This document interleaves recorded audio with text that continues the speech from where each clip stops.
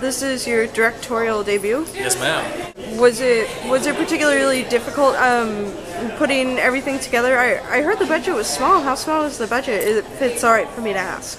No, it's fine. I won't give you a specific figure, but it was definitely low, like the price of an SUV. Yeah, I mean it was tough getting the movie made. I wrote the script in 2009. I was a 20 or 21 year old film student or just graduated from film school, and 2010 we shot the promo, and then we shot the feature towards the end of 2010. So once it happened fast, but it was a long road to finally get there. But once we got the ball rolling, it was kind of just a snowball effect that really was great. You really know how to pick a place, you know that, James? Oh, that's cute. Come on. Genre of horror, it's in the middle of the woods, kind of Hickville kind of storyline. Honestly, they say you write what you know, and I grew up in Arkansas, and I'm from. I'm sorry, I feel bad for saying Hickville now. No, I'm from Hickville. It's fine. Honestly, I'm not from where we shot the movie, but I grew up in and around that area. My grandpa, we shot it at his house and everything, and so a lot of my younger years were spent playing around that house and those locations and stuff, and I didn't know I was going to grow up to write and direct movies, but I always wanted to tell scary stories. So from a young age, I was exposed to horror films. My parents were the cool parents that let me see rated R movies when I was like 4 and 5, and when I was 4 years old, I saw Fright Night for the first time, and it scared the hell out of me. And It. Good man. Yeah, Stephen King's It, and Night of the Living Dead, Army of Darkness, all those movies, they just really had an impact. So growing up, I just tend to lean towards the darker side of stories. Like, I feel like even if I was to make a movie about ice cream, it would still be a horror film. Ice Cream, the horror movie? Yeah, right? And that's his next picture, folks. Yeah, it's about a guy who's lactose intolerant. Can you talk a bit more about the casting process? Was it more, was that and the crew more so people you knew from film school, or?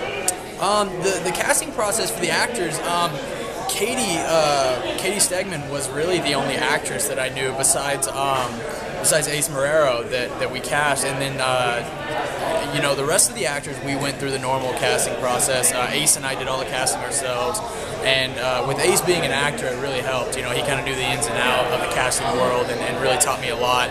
And it was also a learning experience for him being on the opposite side of the table, because he's used to walking in the room and auditioning, because he was an actor himself, So it was good for him to be on the opposite side of the table as a producer.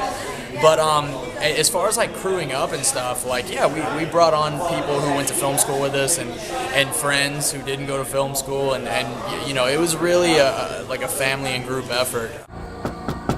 Anybody home? I noticed some of the homages to 70s, 80s, and even Psycho in there towards the end. Oh, good. I'm glad you got that. Yeah, well, if you're at least a little pinch of a horror fan, you know that. I'm glad you got those details. So was that your intention, is just kind of like a nod to all of that? I definitely didn't want to do... You didn't want to be copycat. Yeah, no. I definitely didn't set out to copy anything. I was heavily under the influence of I'm a big Ty West fan, because I like to stay in tune with the genre filmmakers of today, and House of the Devil was coming out around the time I was getting ready to make Madison County, and I really liked the aesthetic that Ty put into House of the Devil, and he shot on Super 16 and really gave it this 80s. It almost feels like a film out of the 80s, and I knew I didn't want to do that because that just wasn't what I was going for.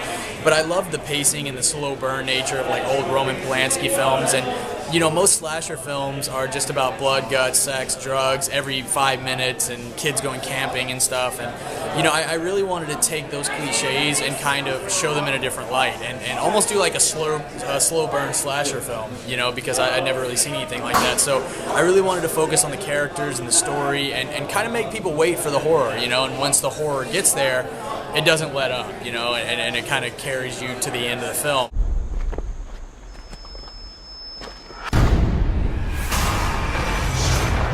kids best be getting out of here while you still can. Also, what about distribution? Have you guys been picked up? We have not been picked up for American distribution. We've had several offers and you know, a lot of offers that we like, but you know, it's really one of those things like for distribution for us isn't really about, you know, the amount of money or anything. It's really about who really wants to support the film for us. You know, it's about the life of the film. We don't want to be a film that just gets put on shelves and that's it. You know, we don't want to be part of any, you know, like, oh, 8 films are coming out this year or something. You know what I'm saying? Like, we really want to find someone who appreciates our movie almost as much as we do and really sees the longevity of the film. What I'm doing next, Ace, Daniel, and I did a follow-up feature called Roadside. We did that 6 months after Madison County, and it's a completely different film. It's more of a Hitchcockian thriller that takes place entirely on the side of a desolate mountain road, and it's got a lot of mystery and, you know, conspiracy going on to it. And that's probably my favorite thing about, you know, the stories I want to tell is just like an element of mystery. I think that's lacking in a lot of movies today. A lot of movies are more just about like what we can show you and how we can kill people and, you know, how fast we can get to that kind of stuff. And for me, it's more about the psychological effects of what's going on and you know, putting up a lot of question marks and seeing if the audience can answer them. You know, like that's what I like. I don't like movies where I walk out and at the end of the night I can just go home and start watching TV and be fine. You know, I like movies where I walk out and I still have questions about what I just watched. Like, where did these people go? What happened to them? Did this happen for that reason? You know, so that's those are definitely the kind of stories I want to tell. But Roadside's in post right now. We're editing that. And I've written a couple scripts that are, you know, a couple of them are set up at studios, trying to get my first studio project off the ground. And then, yeah, you know, I also want to stay in the indie world because the studio world doesn't move as fast as indie films, and I want to keep making movies. Well, I hope that Madison County launches you into the studio world as well. Thank you.